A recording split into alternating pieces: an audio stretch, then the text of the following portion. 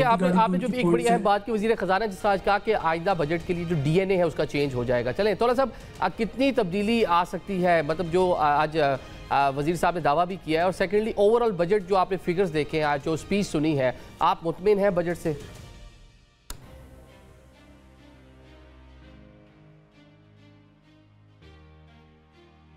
तोला साहब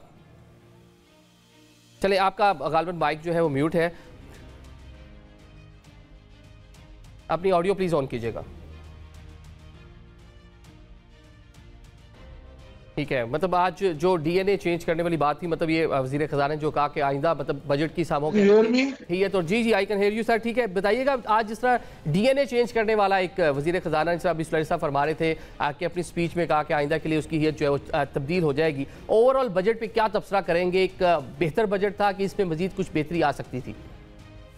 बिस्मिल्लाहिर्रहमानिर्रहीम, थैंक यू वेरी मच। देखिए, एक्चुअली ये फिगर्स तो अगले साल पता चलेंगे कि ठीक थे कि गलत थे।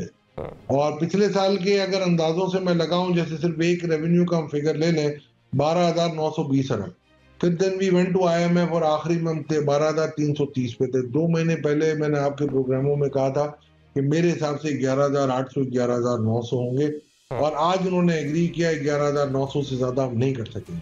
उसमें भी कितने एडवांसेज हैं, इवन सेल्स टैक्स के एडवांसेज हैं, बहुत सारे ऐसे फिगर्स हैं जिनको मैं बहुत चैलेंज कर सकता हूँ। इवन इकोनॉमिस्ट बैठे हैं, आबिद साहब हमारे बड़े मोहतरम दोस्त हैं, आखिरी क्वार्टर में 5.6 की आपने ग्रोथ दिखाई है मुझे, तो उसको अगर मैं बेंचमार्क लगाऊं तो अगले साल तो आप एशियन टाइगर बने ना, 8% की फिर ग्रोथ दिखाए, फिर अगले साल की एक क्वार्टर के जब आप 5.6 अचीव कर सकते हैं, और ओवरऑल भले आप 2.68 पे लेके जाए, तो फिर तो आप 8-9% पे लेके जाएं।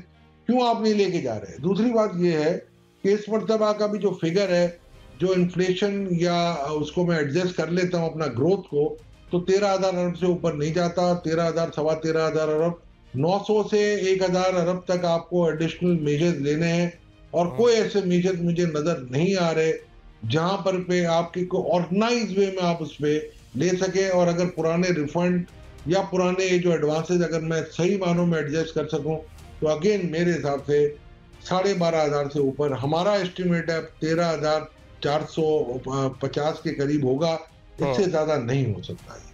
मतलब हुकूमत का जो एस्टिमेट है वो 14,131 अरब जो है हदफ हुकूमत ने मुकर्रर जो कर रखा है वो इस बार पूरा होता आपको नजर नहीं आ रहा, तो फिर क्या होगा? मजीद कोई टैक्सेस, कोई मिनी बजट या कोई इस तरह की जाना पड़ेगा हुकूमत को? 14,131 है। और देखें मिनी बजट लाने से क्या हुआ है, पिछले मरतबा में जी मिनी बजट आप 2-3 साल पहले 3 दफा लेके आए, व्हाट फिगर जो है वो अचीव। इस मरतबा भी आपने कोशिश की कि कुछ एडमिनिस्ट्रेटिव मेजर ले लें। आपने कहा जी लॉ, ये लीगल केसेस फंसे हुए। मैं आपको दावे के साथ कह सकता हूँ, ये 4 ट्रिलियन की जो लॉ की जो उन्होंने फिगर दी थी हमें, उसमें से 1400 अरब ऐसे हैं कि जो कमिश्नर अपील के पास थे, 1400 अरब ऐसे थे जो ट्रिब्यूनल के पास थे, सिर्फ 800 अरब ऐसे हैं जो कि हाई कोर्ट और सुप्रीम कोर्ट के अंदर है। अब देखें, आप उनमें से क्या देखेंगे? आपने इतनी ड्रास्टिक चेंजेस कर दी, वो जो चेंजेस आपने जिस ऑर्डिनेंस के तहत की थी, मुझे लग रहा है वो सीनेट है वो खुद लैप्स हो जाएगा, क्योंकि अगर उस ऑर्डिनेंस को आप चाहते कि आज यहाँ इम्प्लीमेंट हो जाए, तो शायद आप मेरा ख्याल है इस फाइनेंस बिल का हिस्सा बनाते। मुझे कहीं नजर नहीं आ रहा उनमें से कोई भी ऐसी चीज जो कि, और बिल्कुल सही किया, अगर मैं कहता हूँ उस ऑर्डिनेंस को खत्म हो जाना चाहिए था। तो ये ऐसे फिगर है, मैं नहीं समझता इसमें। आबिद भाई मेरे बड़े भाई हैं, सही बात कर रहे हैं कि वो है, मगर ये फिगर जिसके बेस पे उन्होंने फिस्कल डेफिसिट वर्क किया है, ऊपर से लेके नीचे तक, मुझे जो रेवेन्यू साइड है वो नॉन टेनेबल लगती है। एक्सपेंसेस में भी मैं देख रहा हूँ, मेरे हिसाब से if you ask me, defence का कम रखा है इन्होंने, बाकी पेंशन का भी बिल्कुल ठीक है, कार्य सरकार का भी बिल्कुल ठीक है।